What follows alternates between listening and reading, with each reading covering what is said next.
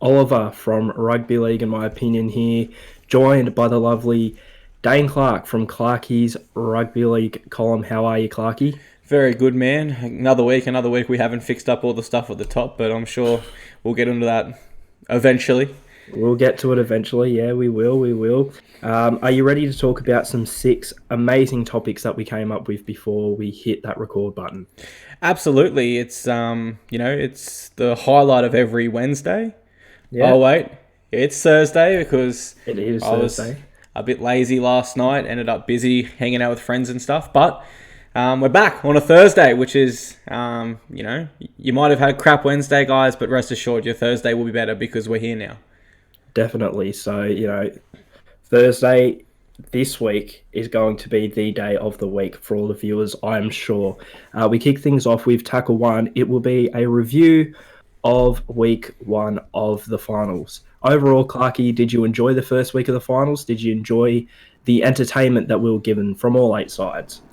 Yeah, I really thought it was anyone's game this weekend.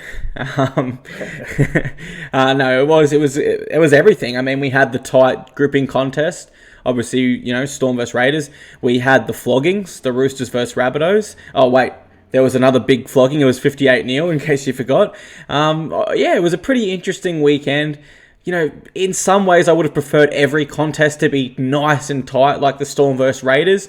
But I think when you have blowout games, etc., or games that are won like at halftime, like the Roosters Rabbitohs, it makes you appreciate those games so much more. The Storm and Raiders games, it's like a good thriller or a horror movie. You're on the edge of your seat. And if you're a Storm fan, then it was a horror movie when Addo Carr, I don't know what happened, it come flying out the other side. But yeah, I enjoyed the footy. What did you think of it? I enjoyed it as well, and I even enjoyed the floggings. A lot of people are saying, "Oh, it was boring," whatever. I think people sort of, need to flip the glass. Yes, Brisbane were terrible, and so was South Sydney, but we sort of saw the best of the Roosters and the best of the Eels putting on a masterclass. At that game on Sunday, watching the Eels, I was really impressed. Even though they were up against a lackluster Broncos side, I think it's safe to say the display that Moses, Brown put on in the halves, controlling the play, getting out the long balls, passing the ball like 20, 30 meters at a time. It was absolutely crazy. And, stuff coming out of nothing, they'll look like nothing plays, but then all of a sudden the Eels would hit, which, props to the Eels. However, I do think it was a little bit of poor defense there by the Brisbane Broncos. But yeah, overall, I did really enjoy it. Especially the Storm Raiders game. I tipped the Storm. I said the Raiders could win it, but the fan in me is starting to take over, and I really like that because I was sitting there, and although in my head all season I've said, Canberra are not going to win this competition whatsoever in my head, and I still probably think that in my heart. I was cheering on the Raiders in that game, and it was a great game of footy to watch. We'll go quickly game by game. First of all, the Roosters did beat the Rabbitohs pretty easily. I believe it was 30 points to 6 with a late consolation try for the South Sydney Rabbitohs. Look, a lot of people are, putting the I was about to say hourglass, putting the microscope on the South Sydney Rabbitohs. However, I think we sort of need to focus a bit more as well on the great performance by the Sydney Roosters. There is a reason why they're the favourites to win the competition. There's a reason why we've both been saying they are going to win the competition all season, and that was a really good example. Just all the players were on. We saw the best of the best players. It was just a great game to watch if you're a neutral or a Roosters fan, I'd say. Yeah, one thing my under-16s coach I vividly remember whenever we would play finals football was the most important stages of a footy match are the first 10 minutes and the last 10. And I think his words, I mean, he was probably sitting in front of his TV like, I told him so, I told him so. Because the Roosters won this in the first 10 minutes. Yep. The Rabbitohs, there was the error by, I believe, Alex Johnston. Then obviously, you have masterminds on the side. Cooper Cronk, he's the mastermind. And then Luke Keary is his puppet. He's the one that receives the ball at the back. Cooper gives him the space required that he needs. Where do they target straight away? What's Adam Dowie doing on the wing? He's not a winger, he's a utility. Joseph Manu, straight at him. Boom, try. From there, I just think the Rabbitohs dropped their bundle and maybe they came into it a little bit too confident from their victory last week. Maybe Sam Burgess is that influential to the players just knowing he's out there. I don't know, but the Roosters did win that in the first 10 minutes, in my opinion. Yeah, I could. Maybe at halftime, I could see, it was the finals and we saw Souths make a bit of a comeback the week before. I know it was a big scoreline, but I was confident the Roosters were going to win, but I sort of thought they could come back. But Really? look, they really didn't. I don't know. I had the feeling. As soon as Roosters went 12-0 up, I said to my partner, we were watching the time, I said, it's over. The Roosters just seemed to have the momentum and there was just no sign of it shifting. In the second half, when the game sort of stagnated for a bit and we didn't see many points coming out of either side, I thought the Rabbitohs have left this too late. Yeah. However, at halftime, look, I still thought the Roosters were going to win, but I thought, it's finals footy, Rabbitohs v Roosters. The Rabbitohs came back last week. I wouldn't be surprised if there was a bit of a comeback. However, there wasn't. One thing I do want to note, which I did actually message you about on the night, is that one player I was a bit worried about, and this was strange because he still had a really good game and was influential to his side's victory. James Tedesco, I believe it was about 4 or 5 errors. He might get away with that in a game like this against South Sydney, but yeah, I don't know. If he versus Melbourne in the prelim or in a grand final against the Raiders, Rabbitohs or Seagulls, that just won't do. So I think Tedesco, although this is crazy, he is still, in my opinion, the Dally M medal winner for this season. He is still currently the best player in the game. But I wasn't too impressed with that aspect of Teddy's game on the weekend. Anyway, moving on to the Melbourne Storm hosting the Canberra Raiders. What a game. It sort of lived up to the hype.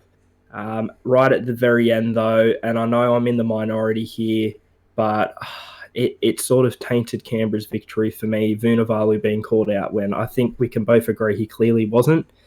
Although people online have been photoshopping stuff because, they hate Melbourne, they're getting their comeuppance or whatever. I thought it just tainted the victory a little bit. I still think Canberra would have held them out and won the game anyway, but we're not going to know that now, are we? And I get that a lot of people are fine with this happening because it's the Storm, but you've got to think about it. A lot of the 50-50s Melbourne get their way are 50-50s, and they're not to the level of what that was. That was clearly not out. That wasn't a 50-50 call. That was just blatantly wrong. And it was in, a crucial part of the game. Melbourne got the ball back, a couple of minutes to go. They were down by 2 points, and they were, in a good position to really set up a counter-attack and, try and get some points on the board before the end of the game. Usually, if Melbourne, are cheating or whatever people say, if there is a 50-50, it's usually a bit of niggle that's happening in the ruck, and, it's usually in the middle of the game and doesn't really have an impact on the outcome of the game. So I'd say this is a bit different. So, I do feel a bit for the Melbourne Storm here, but I still think Canberra deserved the victory. It's just unfortunate this happened because it does taint it a little bit, I'd say. What are your thoughts? Definitely does. I mean, this game for me highlighted two things. The double standards of fans and also the fans, and without being too crucial because obviously I'm a fan myself, inability to recognise, I suppose, the big moments afterwards, and I'll get to that in a moment. So we'll start with the double standards. If that was the Storm that won by that, and let's say Bailey Simonson or Simonson went up for the ball and come in, everyone would be crying, oh, it's typical Storm get the call. Because it's the other way around, everyone goes, oh, who cares, it's the Storm. Again, it just highlights people, if it's not your team, people hate success. And what I was getting at with my first point, it's since been confirmed by for the head of NRL head of football, Graham Annesley. He's come out and said there were 2 times in that game when Jared Croker, Raiders captain, and Elliot Whitehead both should have been sin bin for professional fouls. Yeah. That is a much bigger part of the game than someone being called out when they're not, regardless of how much is left on the clock. I can guarantee you, if both of those men were sin binned, the Storm win this game. As fans, we should have... And I mean, I'm a big fan of sort of just taking your medicine and moving on because the refs do make errors. But if we are going to focus on something, let's focus on 2 sin bins that got missed, not someone who was very, very close to the sideline but not actually out. Because I can guarantee, I can't guarantee the Storm would have scored there. I can't guarantee they would have got a penalty and kicked 2 to even it. I can almost guarantee you, if Elliot Whitehead or Jared Croker was off, either of them, for 10 minutes in that game, the Storm would have won. If they both went off, then I'd almost definitely tell you that the Storm would win. 20 minutes playing with 12 men, I'd almost definitely tell you. Why? Because the Storm learned from their mistakes better than everyone else. Don't tell me the Raiders had 2 people sent off the last time they versed them at Amy Park and won. It won't happen again. The Manly Sea Eagles beat them earlier this year. What happened the next time they met? The Storm learned from their mistakes better than anyone else. If the correct calls were made, Storm would have won. They weren't.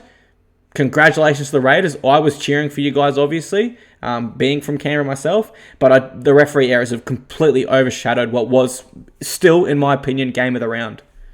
Yeah, and you know what? I think the sad thing for me is you're talking about standards.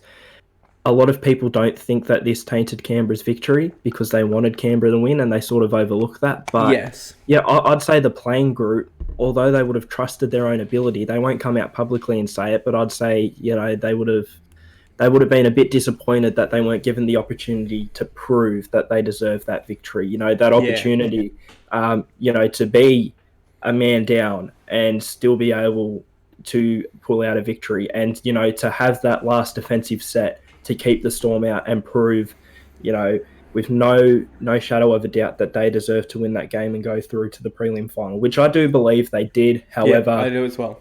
We're not going to know for sure now. Manly beating Cronulla. I told you guys, everyone watching, I tipped Manly. I said, I got to gloat for a little bit, must have been the biggest underdog victory in the history of the Manly Sea Eagles with Adam Fanua-Blake, Daly Cherry Evans.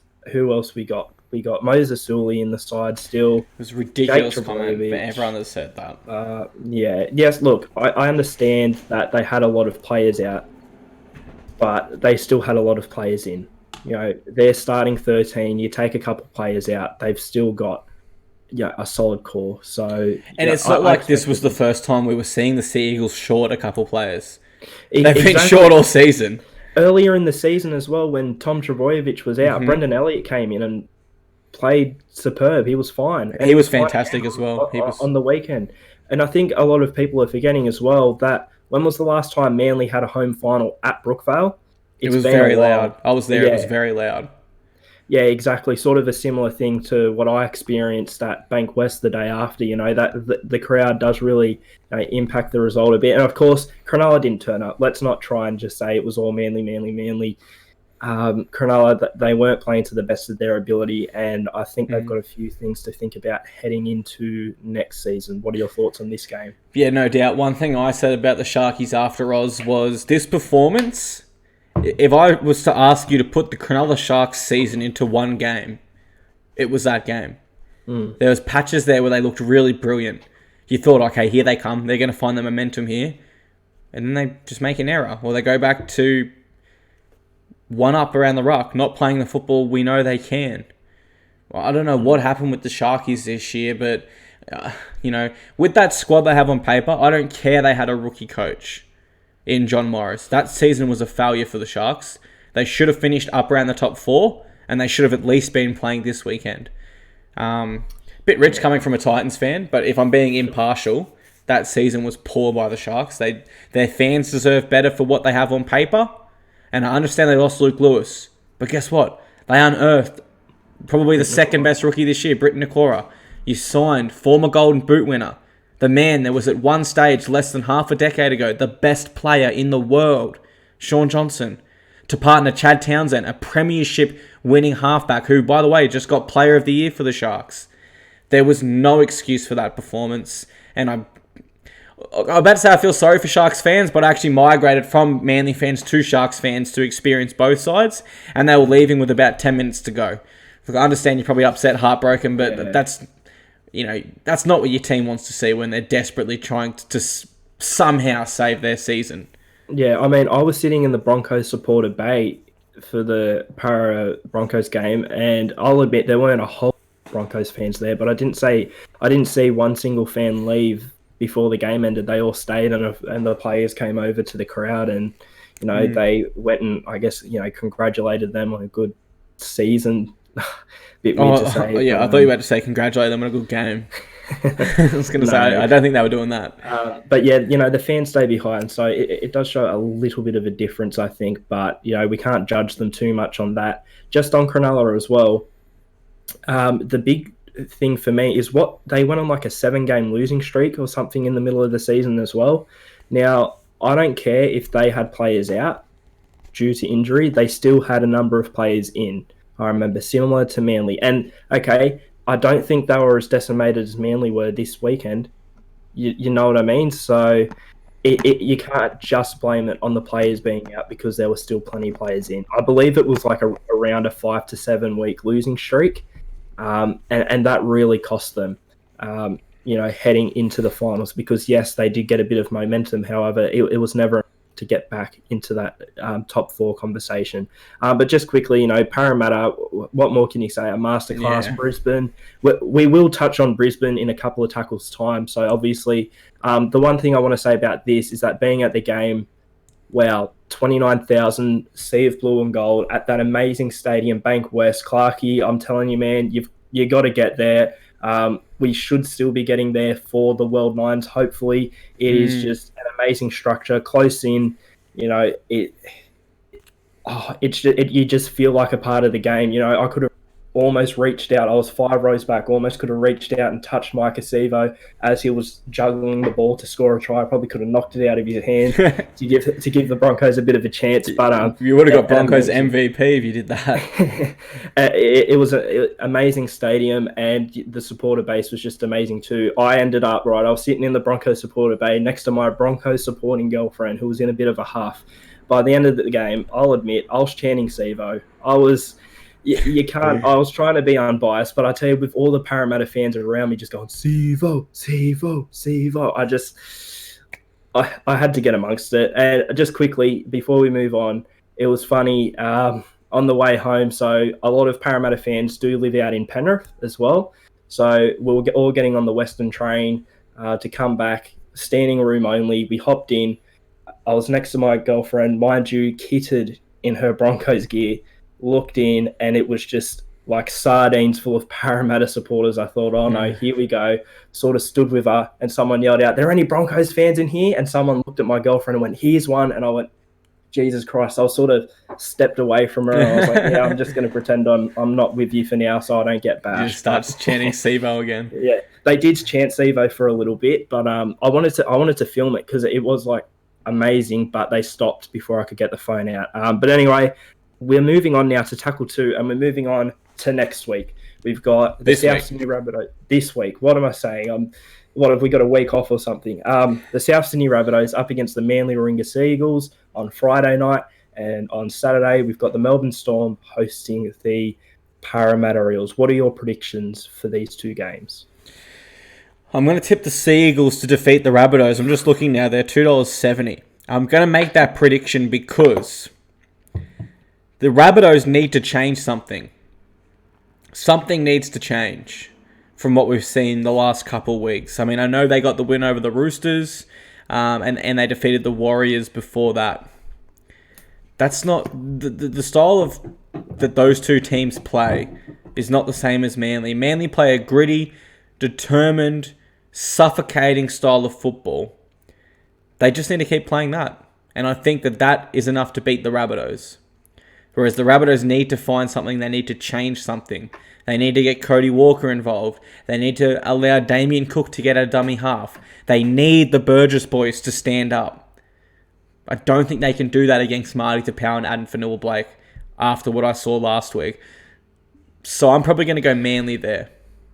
I'm going to go South Sydney just. I think either way the game goes, it's going to be a tight and low-scoring game, I feel. Yep. I feel it'll be low-scoring. I don't think any team's going to blow the other off park. I just feel like, I believe statistically, this South Sydney side they're fielding this week is the best since round 9. So since they were on their big winning run, statistically, this is the best side. So, and I'd made my decision before I saw that, I'll admit. With the players coming back in, South Sydney have the ability to bounce back, and I think Manly are a team they can bounce back against. Okay. I'm not trying to take anything away from Manly. If they be surprised. And I know there was a poor performance last week from South Sydney, but they'll be determined to bounce back. Elimination final, I think Wayne will have them ready. Not entirely confidently, I'm going to say South Sydney by about 6 to 8, and I'm going to say neither side will get to 20 points. I think it'll be a very low scoring affair. What about Melbourne versus Parramatta? I'd love to see the Eels go on with it, but I just can't see the Storm losing again at Amy Park. I No. can't see them losing twice in a row. I think what happened last week, they're all going to have a lot more added motivation. It's just tough, though, because if the Eels do throw the footy around and disrupt the Storm a little bit, they could get it done, but I'm of the opinion, sorry to interrupt, that yeah, if Parramatta play the way they did against Brisbane, they'll get found out against Melbourne. I think so as well. Moses has to change things up a bit. We're forgetting that, yes, while Parramatta did dominate the Broncos, they dominated the Broncos. And I'm trying to not be disrespectful, but that was a very poor display. You're not going to get the same performance out of the Storm as we did the Broncos. If Moses starts throwing those long balls, it just takes, an Adokar or a Vunivalu to just run up, take the ball, and they're gone. You know what I mean? And that changes the whole complexion of the game. We're forgetting as well that, yes, whilst Parramatta were very good attacking against Brisbane, they weren't very good defensively, and that's because Brisbane was so bad in attack. After a couple of tackles, they'd make an error, or they'd just stagnate and not really test the Parramatta defence. Melbourne are going to be testing this Parramatta defence. We weren't able to see a great defensive performance from Parramatta against Brisbane because Brisbane was so bad in attack that they didn't need to really have any urgency in defence. And I think that could actually be their downfall. That winning that convincingly could be the worst thing that happened to the Eels. Because I'll tell you what, Storm have now faced that adversity, right? Yeah. They've faced the adversity. They've had a tough, gritty game. They can learn from that. What can the Eels really learn from a 58-0 win besides getting their confidence too high, like the Rabbitohs did, and they quickly got brought down to earth and lost by 24 points? And what happened in the game leading up to the Rabbitohs Roosters? The Rabbitohs were the favourites. They became the favourites. Everyone were tipping South Sydney, and from what I've seen online, everyone are tipping Para now. I've had people messaging me saying Para are going to dominate the game because they dominated Brisbane. I mean, they're versing the Melbourne Storm. Yeah. I don't care what you say. Yes, they're a chance. They've proven that they are a chance. They're versing the Melbourne Storm in Melbourne, who don't lose 2 games in a row in Melbourne. If you want to go back to it, they put 60 on Parramatta in Magic Round. I know Para have developed since then. And again, as I said, if Para play the same way in attack and defence as they did against Brisbane, they're going to get worked out pretty easily. And it takes one intercept from a long Moses pass by Vunivalu or Adokar or someone else to run away and score, and that changes the entire complexion of the game. I can't see Melbourne losing this one. I really can't. And I want to say Parramatta like everyone else is, but I feel like, and I don't want to be rude, I feel like a lot of people are tipping Para more using this than this. It's more wishful thinking. They more want Para to win, and that sort of changed in their minds to they think Para is going to win because they did have that big win over Brisbane. I can understand if you're tipping Para, maybe to grind out a victory. Even I don't think that's too good of a chance, but there is no chance in hell that Parramatta are winning by, I'd say, a bigger margin than 6 points if they do win. Yeah. I'm tipping Melbourne by 12. Yeah, I'll tip Melbourne by 12 also. I think instead of looking at the Eels' last big win, look at the last time they versed Melbourne. And that's a big loss. Yeah, a very big loss. Anyway, we'll move on now. So you've gone for Manly and for Melbourne. I've gone for Souths and for Melbourne. Let's see how this works out next week when we review this in Tackle 1. On to Tackle 3 now, and talking about the side the Parramatta Eels beat last week, the Brisbane Broncos. Well, they've had a bit of an awkward, mad Monday, you could say. Costumes were banned. Absolutely banned. Although I saw Darius Boyd showing up to one of the meetings yesterday dressed up as a clown. He was wearing a Chelsea jersey for any Chelsea fans out there. Sorry if I've pissed any Chelsea fans off. But yeah, so apparently Andrew McCulloch, he's gone. Apparently they've told him his services won't be needed next season. I believe I've gathered this from what Fox Sports has been reporting. Apparently, Anthony Milford's on his last chance. So I don't know if that's to do with off-field behaviour. I don't think so. I think they want to see more out of him on the field. I believe Corey Oates, apparently they've offered him a contract now, and apparently the offer is still on the table, but they've let him know that they really need to see an improvement, which I think is a bit unfair because I think he was affected a little bit by that Darius Boyd, Anthony Milford switch mid-season. He wasn't getting as much ball and as good opportunities, and apparently Darius Boyd has been stripped of the captaincy. What do you make of this whole kerfuffle? Because that's what it is, a kerfuffle at Brisbane right now, at Red Hill. Well, we'll start with the captain, Darius Boyd. Obviously, he needs to be stripped. A captain needs to lead by example, which with his current form, he can't do. He simply can't lead by example. And they've got big problems there, the Broncos, because usually your best players are on the highest money. So when you come next couple of years or so, like the Storm did with Cam Cooper and Billy, you're not looking at too much of an upgrade. The Broncos are in big trouble because David Fifita, Payne Haas, Katoni Staggs are their best players. Now, 2 of them come off contract at 2021. So they can receive offers within 2 months from now. Less than 2 months. And they got big problems. Because they're not the highest paid on the team. They're the lowest. And they got to find some money for them soon. And some big money also. Because if they don't, who the hell is going to turn down David Fifita or Katoni Staggs? No one. So there's problems there with their cap. There's problems with the captaincy, Oz. Who gets captaincy? Okay, we're not going to give Boyd captain. Who's next experience? Let's go Matt Gillette. Okay, well, he was out on the pokies until midnight just about the day before the most important game of the season. Would it have mattered if they got a win? No. Does it matter now? Yeah, it doesn't look good. If I was a Brisbane Broncos fan, I'd be disappointed. Would you? Oh, definitely. 100%. Look, I guess to be fair to them, the media are... It's obviously still bad. It's blown out of proportion. The media are blowing it out of proportion. First of all, they weren't drinking, and I think a lot of people are under the impression that they were. They weren't. And they weren't breaking their curfew. It's just a bad look that they were on the pokies. Apparently, there was no curfew that they had to be back by. They weren't breaking any rules, technically. There was no... It's more a morality issue, I'd say. They didn't break any rules, etc. Just on that captaincy point, I think there's a good chance.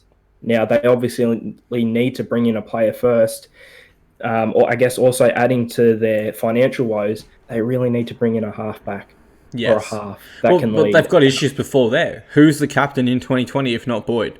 I think that half that they bring in, I'd almost give it to that half because you might as well give it to a player that you're entrusting to lead the team. I know it's a bit of pressure.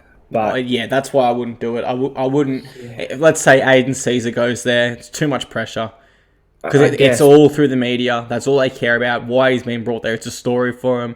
If he starts to fail, the added pressure of captaincy. You know who my choice is, Oz? Who? Alex Glenn, and they've offered him $300K less, which is a bit of a weird one. How can you tell someone, well, we want you for next year, mate, and we want you to take on more responsibility? Oh, but we're only going to pay you 1/3 of what you're on, by the way. Do you think the captaincy would be compensation though? No. If you're gonna have someone as captain, you've got to at least match their salary. Surely you can't drop it by $300K. He's looking at going back to slightly over a minimum, and we're talking about the 5th most capped Bronco of all time. Only people that are ahead of him are names like Corey Parker, Darren Lockyer, Sam Thaiday. Come on, I mean, where's the respect? And if Alex Glenn opts not to take that contract, then the same question is heroes. Who captains them next year? McCullough, they don't want McCullough anymore. He can't be the captain. You can't have someone, if the board doesn't want you there, how can you be captain? Boyd won't be there. Asako's too young. Staggs is too young. Bird is too injured. He can't stay on the park. Oates is on the wing. Their halves are babies.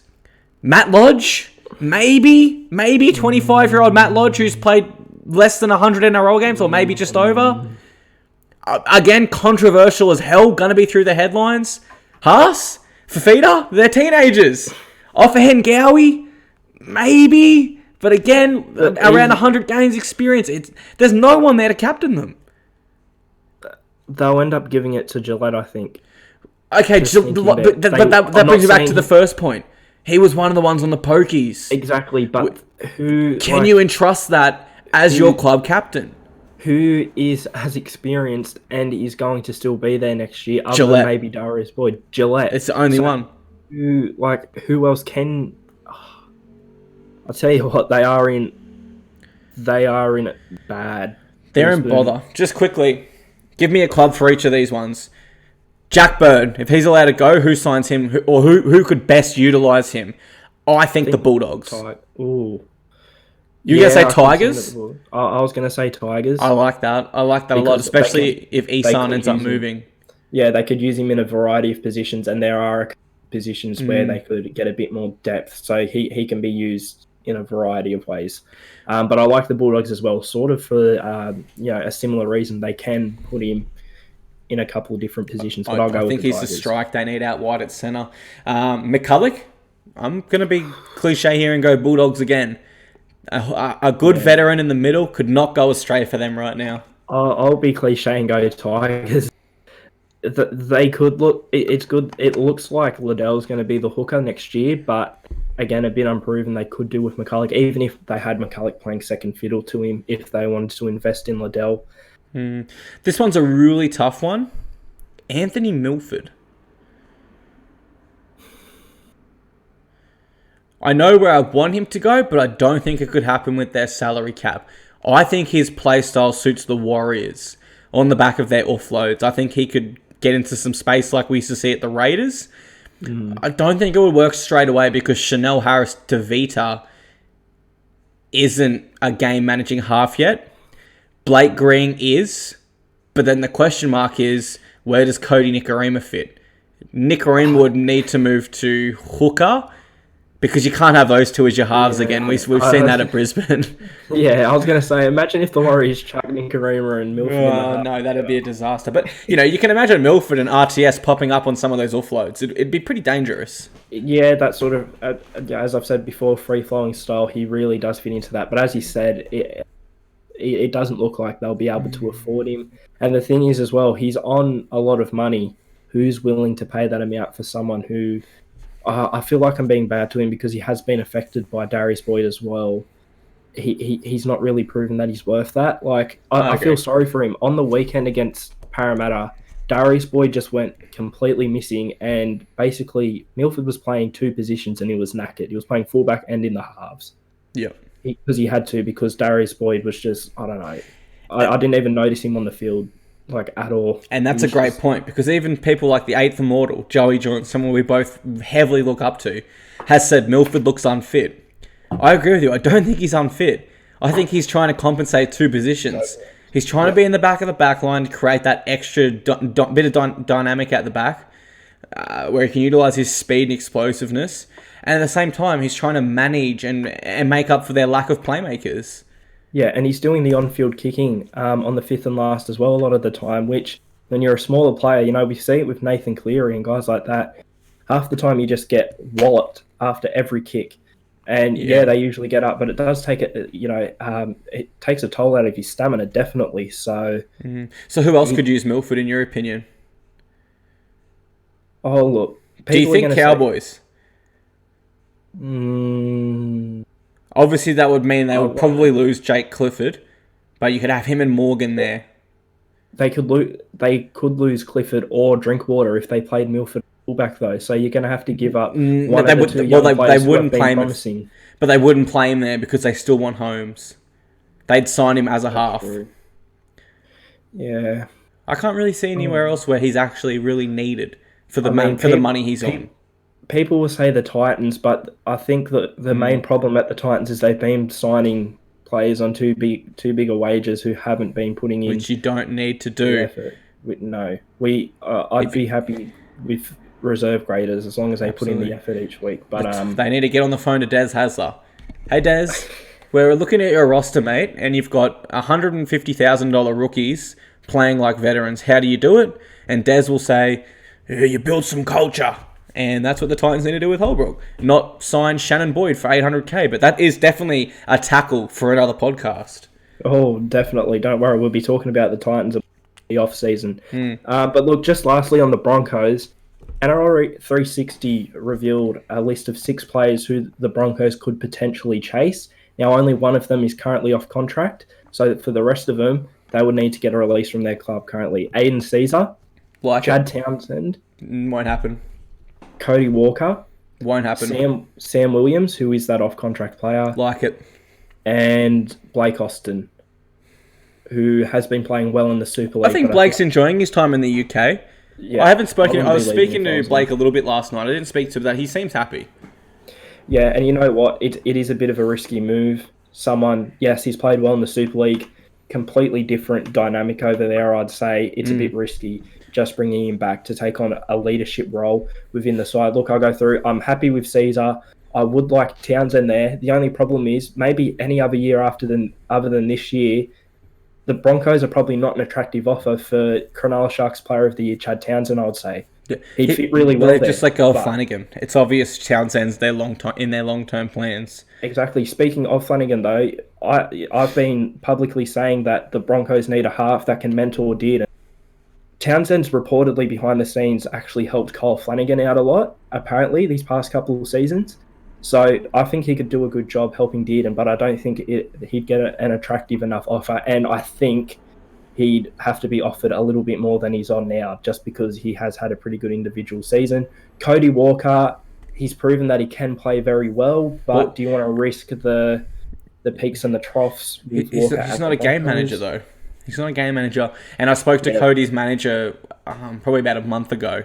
At this stage, he's only talking to the Rabbitohs. He hasn't indicated any interest to move to Brisbane. So, Sam Williams, I love the leadership aspect off the field as well, especially a mentor for Dearden. I think he's obviously not the star player Brisbane fans would want, but at this point, you don't need a star player. You need a leader. I do like it as well. Offer a little bit less in terms of his individual capabilities for Brisbane, but as I said, that's not the main thing Brisbane need. They don't need the individual talent from the half. They need someone who's going to control the side, take some pressure off of Dearden, mentor him a bit off the field, because right now he's got Alfie Langer, who sort of played in a different time to Dearden, and someone who needs to get the side on the front foot. And who else was there? Blake Austin, who is a bit of a risky move for me. And as you said, he's loving it over in England at the moment. So my final thoughts, Caesar or Williams, is that if you've got to pick up someone long-term, Caesar's the answer. Short-term, you got 3 options: Uta Hingano, Riley Jacks, or Sam Williams. They're all off contract. They are your short-term 1-year options. Sean O'Sullivan, guys, I'm not sure if a lot of people are aware of this. He did his ACL last week in Queensland Cup playing for North Devils. He won't be back till halfway through the year. The other option at the club is Corey Pakes. Now, he was the under-20s Maroons halfback this year. He did look pretty good in that game, and he has played a lot of Queensland Cup this year against men. He could be ready by next preseason, but emphasis is on the word could. And when we look at a club like the Broncos, who breed success, they don't operate on coulds and maybes. They operate on yes and nows. Speaking of coulds, I completely forgot one of the 6 players. Brody Croft was another one who is sort of rumoured. Why would you, when you've got a problem with inexperienced halves, go out and sign a player who is sort of being forced out of his club? It can be argued. Someone who's being dropped to reserve grade. That is the opposite of what Brisbane. On another note as well, who's managed the games? Who has managed the Storm this year through their game management and sort of time management, kicking management? Who's managed it? I'd say there's been a couple of players at different times. We've seen Munster, we've seen Cameron Smith, and even with his link-up play with Cameron Smith. But if you pause there, Munster, everyone but Croft. Has Brody Croft played a traditional halfback role once this year? No. It's been the Smith and Munster show predominantly. So you want to sign a halfback who hasn't played a halfback role all year and hasn't managed one game for the Storm to be your game manager? Oh, he's from Brisbane though. Okay, cool. Oh, well, that fixes everything. You know what I mean? Like his family live in Brisbane. People say it doesn't matter, guys. He's not the right fit. He's just Hey not. guys, David Fafita's from the Gold Coast. Why don't we, sign him? I'm sure he'd love to come play at the Titans at the moment. Yeah. You know what I mean? The correlation just isn't there, guys. It just isn't. Croft isn't the Exactly. answer. But I think to wrap it up, I think we're pretty much on the same page here. Long term Caesar, short term Williams is the best options. Yeah, and I think they only really need short term to sort of develop Dearden because I think eventually Yep. Dearden will take on He that will. Yeah, I game agree. managing role. Anyway, on to tackle four now. Trouble in Tigerland. And no, we're not talking about the Richmond Tigers in the AFL. They're going great guns as far as I know. But the West Tigers out here in Western Sydney, for me at least. So Isan Masters reportedly wants out. Ryan Madison, arguably their best player this season, reportedly wants out. No money What's for going on? Benji. No money for Benji. What's going on in Tigerland? Well, what's going on in Tigerland, Oz? That is the golden question, and I'm sure Tigers fans are happy to hear this. But the Tigers players themselves aren't. So upon losing that game, Michael Maguire said, "You're back at work on Monday. We're starting a preseason now." So, obviously the players are hurting. They're upset. They just got kicked out of the finals, and they're back at training. I can't say that's why all this sort of stuff's come out, but it is interesting that since then all this has come out. So Channel 9's The Mole is reporting Isan Masters is secretly filthy at the club. I can't confirm that, although I've tried. You regularly used to speak to, well, I haven't regularly, but I used to speak to Isan a lot, particularly last off-season. I've sent him texts here and Instagram DMs. He's seen the Instagram and hasn't replied to my texts. I can't get an answer from him. I can only assume that means there is some truth to it, or he hates me. So you guys can take your pick at home. I'm hoping he doesn't hate me. The worst thing to do in a situation is to stay quiet, isn't it? Exactly. You've got to at least say something. Exactly. Like Otherwise, Campbell Gillard, when I first heard the Eels rumours, reached out to Big Reg. Hey Reg, what can you tell me? Can't say much yet, but there is interest. You know what I mean? He hasn't directly come out and told me, but he hasn't come out and directly told me no. Therefore, I can't sit here plotting assumptions.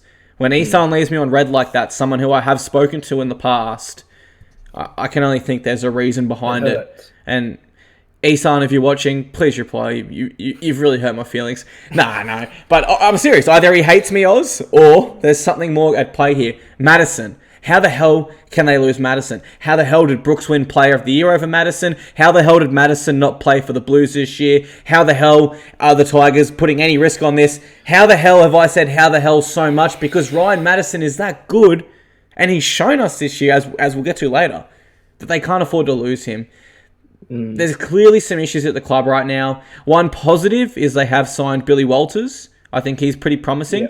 Yeah. Now, I watched him in the Q Cup, and he was fantastic, guys. I gave him man of the match in a losing squad. He led the way on attack and defense. He brought a lot of energy to the game. They plan to use him as a 14, so he will play a similar role to Josh Reynolds. However, assuming they move on Josh Reynolds, he's going to come at about 1/6 of the price, which is obviously good.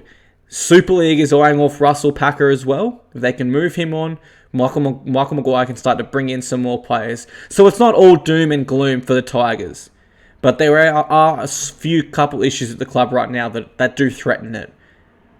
Yeah, speaking of Billy Walters, after the pod ends, if you want to his RL column on Instagram, he's actually currently doing a Q&A on there. Thought I'd give you a bit of a plug there. Oh, yes, too.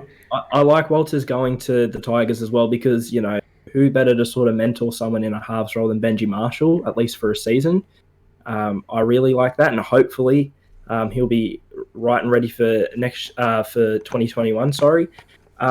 Speaking of Ryan Madison, though, the reports are that he wants to leave the club because Michael Maguire said the team has to train until the grand final.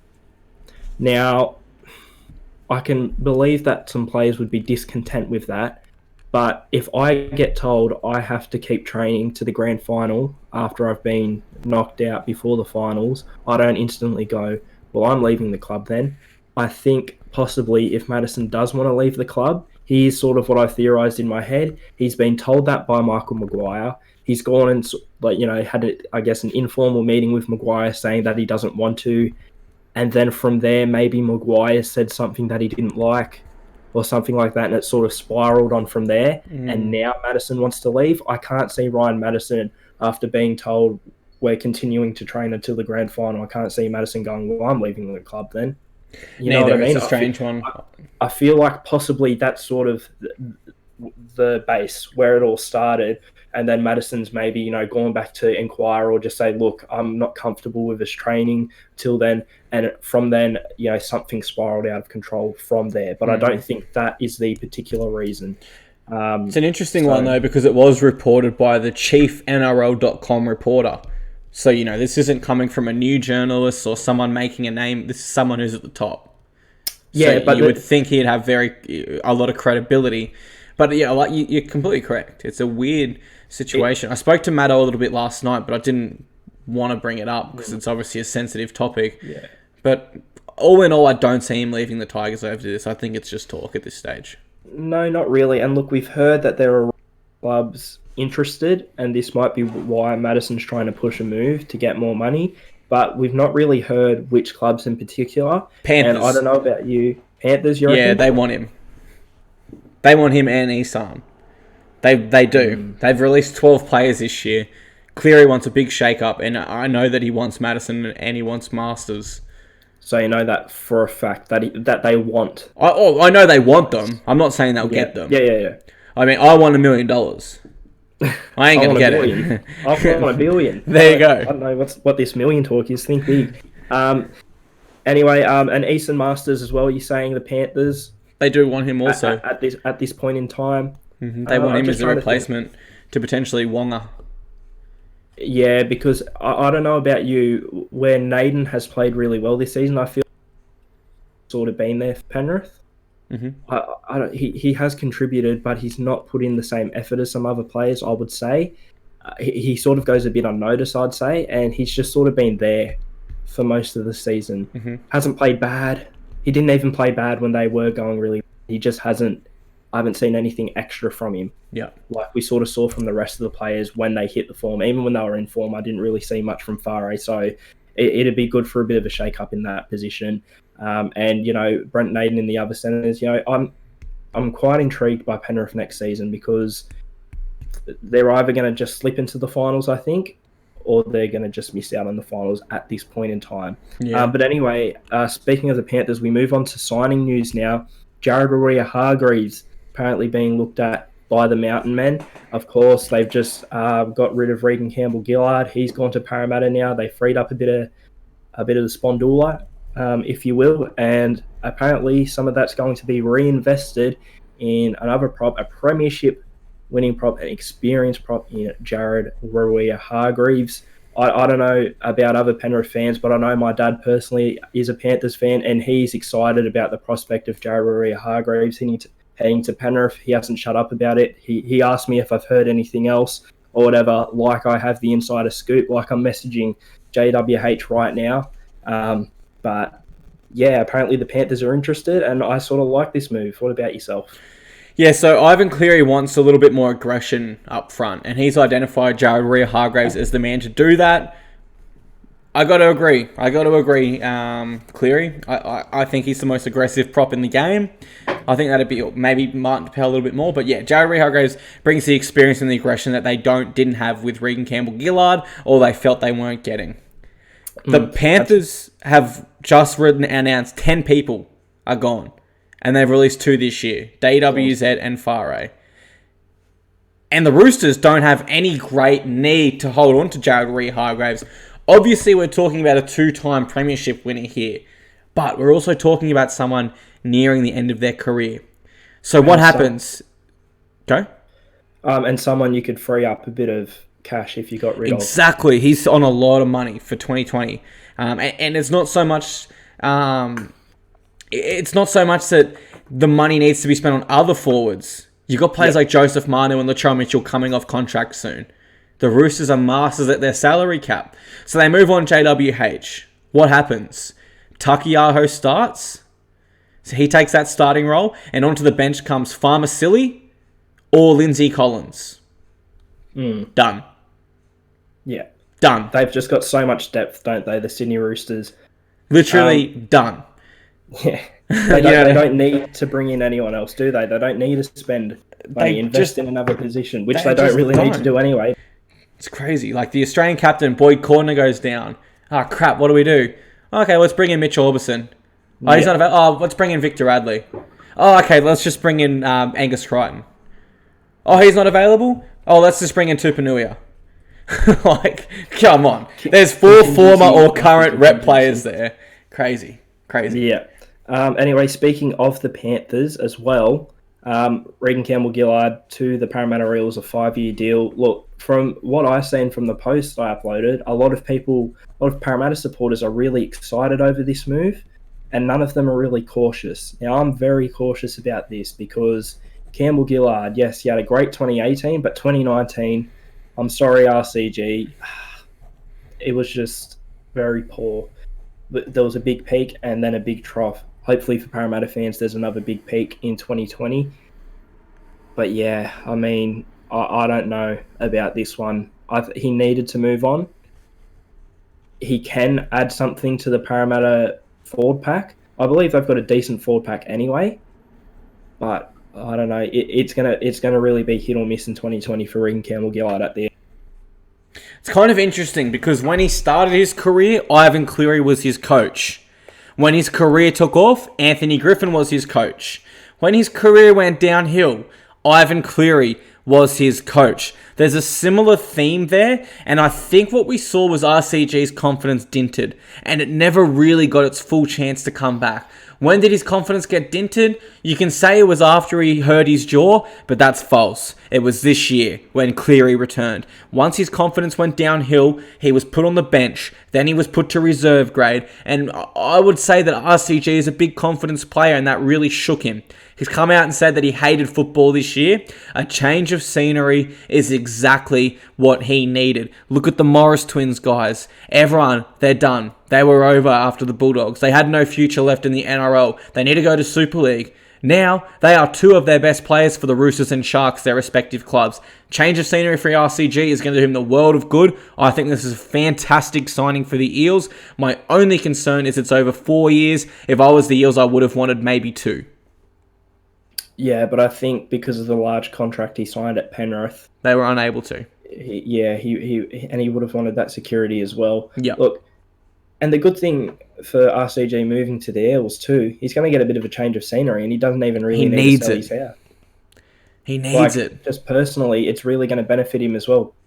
Yeah. And playing at Bankwest as a Parramatta player, when there's 30,000 blue and gold butts in the seats, I know I was talking about it earlier, but it's like having a 14th player on the field. It is just amazing. It'll do him the world of good. And he just has to catch the train for 30 minutes to get to his games, and he'll be set. He's still out west, doesn't need to overhaul his lifestyle. Yep. I like the move. Billy Walters to the Tigers as well. We sort of touched on that before, so all I'm going to say on it is head over to Clarkie's NRL column. Sorry, Clark. What is that N-word? Clarkie's Rugby League column after this to check out his Q&A. Anything else you want to add on Walters? Great player, great signing. There you go. And I believe you were the one who broke the news. Were you? You were the first one? Yeah, I've broken a couple of stories this year, but it's just really hard in my position because obviously I'm one person and, Daily Telegraph and all that have $1 million companies. But yeah, I was able to break it, which was pretty cool. Yeah, I've broken a couple of stories myself with all my insider contacts, whatever. Sione Katoa from the Penrith Panthers signing with the Bulldogs. This one took me a little bit by surprise. He's sort of a second option after they couldn't sign Apisai Coruscant. However, I think Bulldogs fans were expecting a more tenured first grade half, and especially not someone who has been dropped to reserve grade a couple of times this season and brought back onto the bench for the Panthers and got limited game time. I really think that's not what the Bulldogs fans were looking for, and I don't know about you, but on the post I put up, Dogs fans were not very happy, especially as well, and I didn't think about this till later, when Isaac Luke is still out there, and I think No, the Dogs could have used him. What are your surely not. thoughts? Surely not Luke. Look, at the end of the day, Sonny Katoa is a 24-year-old young man who is in his second or third season in the NRL. He has test experience for Mate Ma'a Tonga, which are now the fourth best in the world. You can almost classify them as playing for England, New Zealand, Australia. They're on the verge of that. He will improve. Do I like it long term? Is he the long term answer for the Bulldogs? Probably not from what I've seen so far. Do I like it short term? Yes. I love it short term. Jeremy Marshall-King has looked very good at hooker this year, but he's just not a hooker. I prefer him at 14 where he can come on in the halves also. If I was the Bulldogs, personally, I would have signed Billy Brattain. 1 year older than Kantoa, New South Wales Player of the Year, still in the finals for the Rabbitohs and New South Wales Cup, and he's their captain. Element of leadership, yes, it's at a lower level, guys, and you can't compare the New South Wales Cup to the NRL, but that's the comparison we have, so that's the comparison we have to make. I would have signed him. However, there is a couple here off contract may be interesting. Tell me, if you're the Doggies, if you'd be interested or not, Heroes. Kurt Baptiste. I'd be interested, but he's more played second fiddle throughout his career. I think that. I agree. I'd say no. I view him as a 14. They've got a 14 with Marshall King. Billy Brattain, yes. Maybe. The New South Wales Cup gets me a little bit. I'm trying to fan a bit as well. I think they need. Look, I'd be okay with it as a Dogs fan. I'd like it better than Katoa, but I still think they need a first grade tenured hooker. Leisha's gone, and I know you just talked about this here, but please don't tell me you're serious. Isaac Luke. Why not for the Bulldogs? Because he's been terrible for 2 years now. But I feel like at the Bulldogs, it's not necessarily. I feel like he'd be doing better than what Leisha. And as you said, Marshall King's a 14. I think he brings that experience, that tenured first grade experience. Let's not forget, he's been out at times this season as well, so we haven't seen him put a full season together where he can get some form. We've seen how he can play. At the Bulldogs, I don't think he hurts him too much. At 32 years of age, I think it's a step backwards for the club. Matt McIlrick and Zach Wolford, we won't talk on because they're more second-string hookers. Chico Seguiaro, why didn't they offer him a deal? Maybe, but I think Brisbane are going to be looking to keep him now if McCulloch's going out the door. So you can see there, the options just really aren't there for them. But of the options, probably Sonny Katoa or Billy Brattain, my favourites. Mine would have been Coruscant, but they lost him. They lost out on him. I'm spewing too. I was speaking to his manager after, and he says to me, I knew all along that he wasn't going to sign for the Bulldogs. I don't know where the media got that. Hello? Did you want to tell me beforehand so I could have put something out? Penrith didn't really need him. No, they do. He'll play first string, but I think Kenny was fine. I do as well, but think, when did the Panthers really start to struggle? It was when Peter Wallace retired because they didn't have a veteran number 9 or an experienced number 9. Coruscant sort of is that guy, and I think Panthers will probably go into the top 8 with him there. I don't think he's the deciding factor for me for top 8 for Penrith. I think for me, it's going to be the way Nathan Cleary plays. I think a lot of it rests on him because he's going to be the lead man next year. And we've spoken about it before. When Cleary's out, Maloney stepped up to the plate and he could play both sides. Cleary, we haven't seen him play that well without Maloney yet. Yeah, exactly. And I'm interested to see who his halves partner is too, because it's likely going to. However, in the one game he played, and I believe he's been doing the Wales Cup until Penrith got eliminated, Matt Burton. Yeah, he's been good.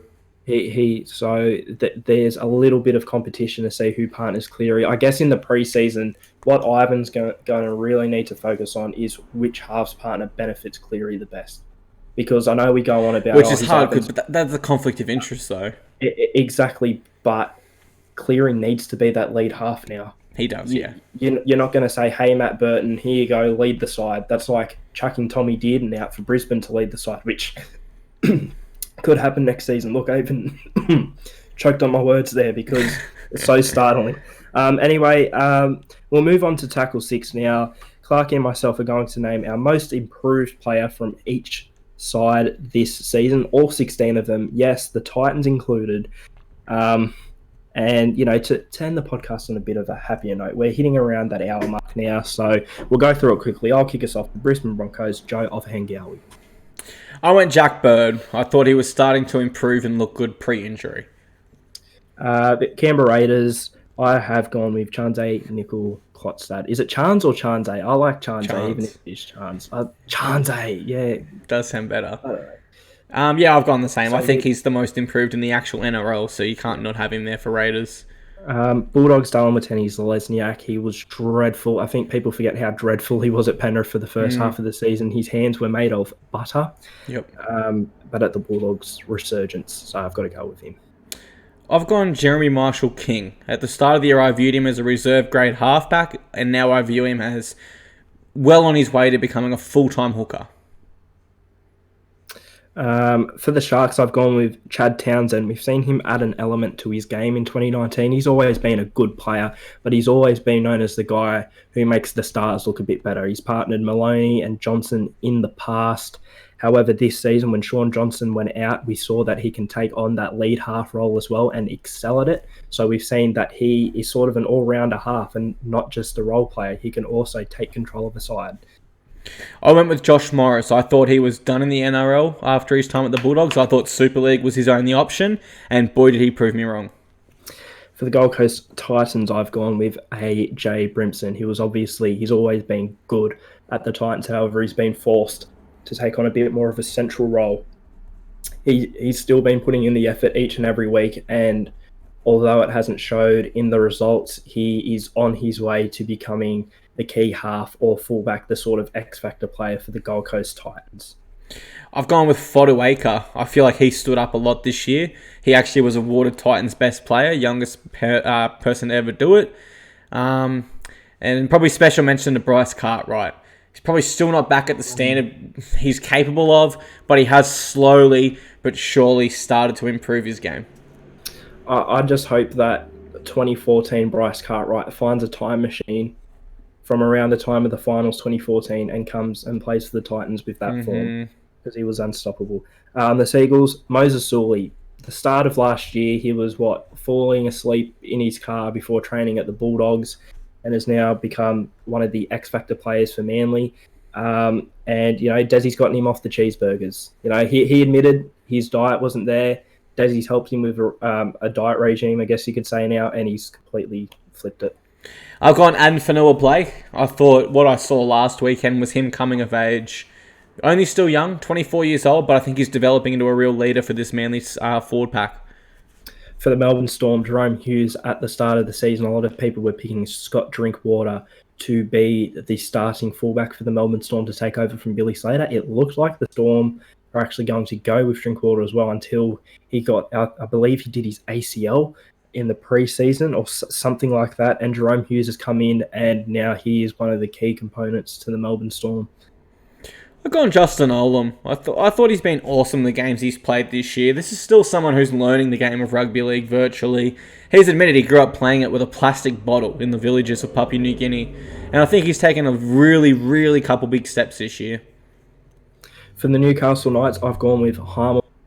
All the hype and excitement was on Jesse Ramian at the start of the year. Big things from Ramian, but I feel like Hunt has really improved, especially from his days even at South Sydney. Yeah, I'd have to agree with that. I viewed him last year as a reserve grade winger. Now, when I did my Queensland B squad, he was actually the... apart from Will Chambers, he is the best centre available to Queensland. Because obviously Michael Morgan and MY played there, and they're not centres.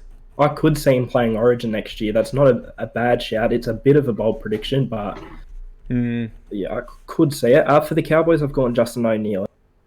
I cost Queensland an Origin game.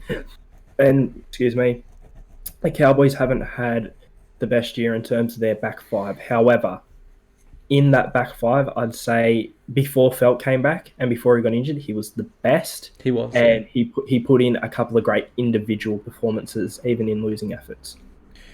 I have gone with Molo. He played 24 games this year, Oz. made his debut in 2014 and has only played 13. So in the past half decade, he played more games this year. And I think he got an award for the Cowboys too. I'll get back to you on exactly what reward it was. But I was really impressed with Francis Molo this year. Yeah, onto the Warriors now. I've gone Jazz Tavanga, a breakout year. He sort of really did need to step up because a lot of the Warriors players did take a step back. I'd say him, Chanel Harris-Tavita for parts of the season, Roger Tuivasa-Sheck and Mamalo have really been the key players for the Warriors. I believe, was it Tavanga in one game? Was it against, who was it against the Cowboys or something? He got close to most tackles in a single game. He got Yeah. 72 or something. I believe Michael Luck has the record on about 77 or something. Just an amazing effort and work rate that a lot of the other Warriors players should be looking to him for a bit of inspiration in that department. Yeah, he also had like over 150 meters that game. So if he got his hands off the ball a bit more, I think he would have broken the record. Quickly on Francis Molo, Oz, he was awarded the Coaches Award, which I thought was a special moment given he has been considered a journeyman up until now. Warriors, I've gone Ken Mamalo. I think he's rounded out his game, evened it out a little bit more, and consistent. For me, he's the best winger in the world, so I've got to go him. All right, for the Eels, I've gone Mitch Moses. Now, obviously, last week I did go on a little bit of a rant on to be inconsistent. He still can, and we didn't see it last week, but we've seen it a bit in 2019 still. However, we've seen it less, and we've seen him take more of a singularity leadership role at the Eels. He's the more clear-cut, controlling and lead half, and that's shown because, yes, while he still has a couple of bad games, he has become a lot more consistent, especially than in 2018. So I've got to go Mitch Moses. I've gone with Michael Jennings. I got to admit, after last year, I thought he was done in the NRL. I didn't think he had a future, but he's been really, really good this year. I'd probably have him top 5 centres this year even. At the start of the season, there were talks of him going to Newcastle. Him, was it? Yeah, it was. It was him. Regretting that a little bit now. The Penrith Panthers, James Fisher-Harris, I believe he got their Player of the Year award this year. Pretty consistent. He's gone couple in a couple of games. But yeah, overall pretty consistent. I believe, I don't know where he'd be now. He'd still be floating up there. He had one of the highest tackle rates in the NRL. I believe at one point he was the highest non-hooker in terms of tackles in the season. So he has been really putting in a defensive effort for Penrith. He's been a bit up and down. This season he was more up.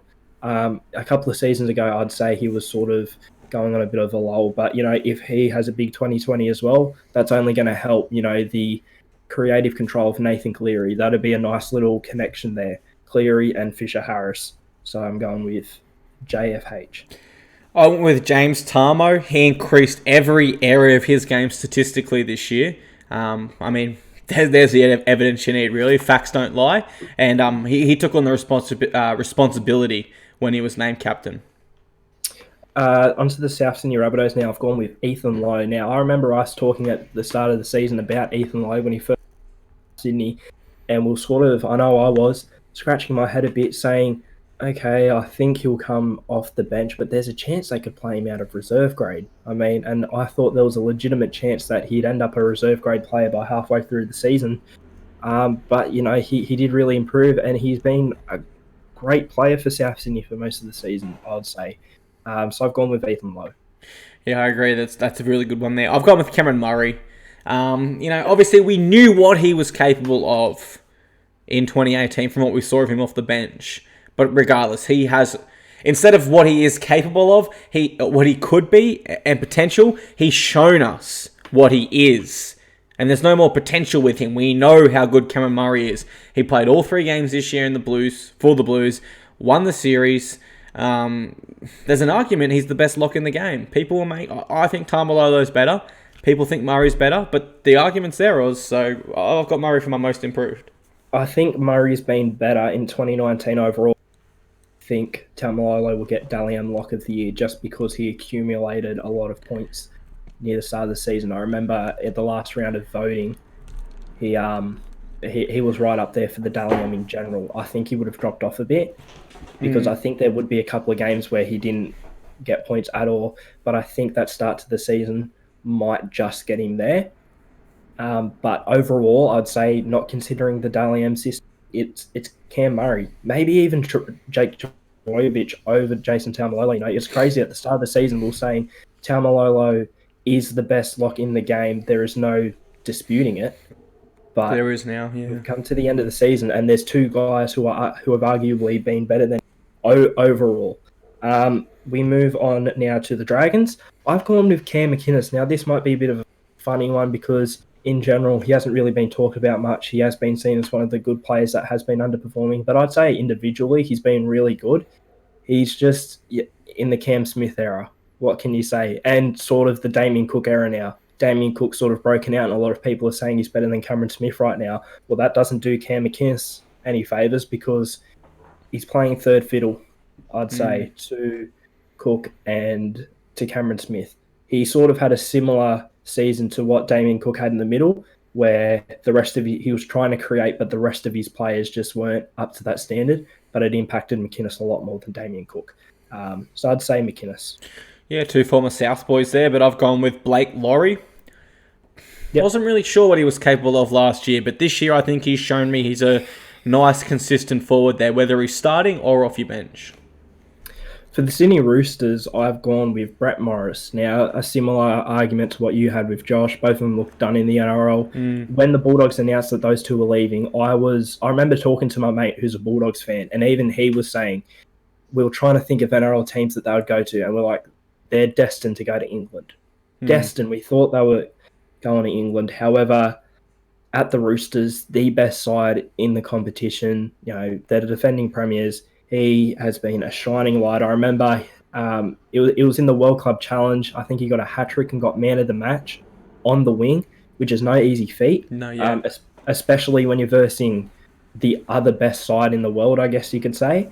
Just an amazing effort. Look, when he signed with the Roosters, I thought, okay, when Ryan Hall recovers from, I believe it was his ACL, he'll come back firing and Morris might be in a bit of trouble. However, Ryan Hall, you know, he could still emerge, I guess you could say. However, it looks like that injury did impact him a bit mentally as well. So he's been down in reserve grade and Morris has flourished. Imagine the team, like if the Titans had got both the Morris boys with their rise in form this year. What a difference it could have made. I've gone with Tupanua, however you say that last name. Sorry, guys. Yep. It's one of those Pacific Island names. You pronounce it how you will. I've just been really impressed with him. Really, really, really impressed. I think he's a very aggressive back rower. He's got a nice offload game. Very strong defensively. Tongan international. I think I had him as my breakout star for the Roosters of 2019. Probably, who else has there really been from the Roosters? I'd say he would have come close to that also. I've gone with Statili Tupanua. Also, I'd like to give a shout out to CSO Atake. We did mention him before. However, I sort of think he's consistently played well for years, but this is the first year he's really getting the recognition he deserves, I'd say. He has obviously improved to get that recognition, but a shout out to him because he's had a really good 2019, I'd say. Would you agree? I would have to agree. On to the West Tigers now. Our final team, I'm going with a former Sydney Rooster and possibly a future Penrith Panther if Clarkie's mail is correct. Ryan Madison. Look, I wouldn't say his game has necessarily improved. However, he is now a big fish in a little pond. He was a little fish in a big pond, but now that he is the big fish in that little pond, that growing pond, I guess you could say, he's really excelled. Tigers' best player this season. At the Roosters, he was still great. He was still emerging there in a premiership winning side. But at the Tigers, he's really excelled. Probably should have played Origin this season. It's hard to go past Ryan Madison for me. Yeah, Ryan Madison's a good choice. I've gone with Paul Momirovski for similar reasons. At the Roosters, like you said, exact same sort of situation. Didn't play much at the start of the year, but he came in and had a good impact besides for that one unfortunate missed goal. He had a really good impact for the Tigers this year, so I got big Paul Momirovski. Yeah, well, I tell you what, it is now the worst possible moment of every Wednesday/Thursday. it is time for us to say goodbye. Unfortunately, it's been great having a chat. We'll be back next week. We'll be reviewing week 2 of the finals and previewing the preliminary finals, where the Gold Coast Titans will be crowned premiers because every other team's been done for salary cap issues. Please. Fingers crossed. Please. You know what? We might talk about the Titans next week. We did mention them a bit today, but I guess we'll be looking with the Broncos as well. So there's plenty to tune in for next week on Wednesday/Thursday. Probably back to Wednesday. Be looking out for us then. I've been Ozza from Rugby League. In my opinion, I'm handing it over now to Clarkey from Clarkey's Rugby League column to send us home. Thanks, guys, for your time today on the Set of Six NRL podcast. If you want to put it on your Instagram stories and tag either one of us, we'll throw it up on ours. Expand the audience, guys. If you like the podcast, send it to one of your friends that like footy as well. And if you have any suggestions or things you'd like discussed, our inboxes are always open. So thanks for your time, guys. We'll see you next week.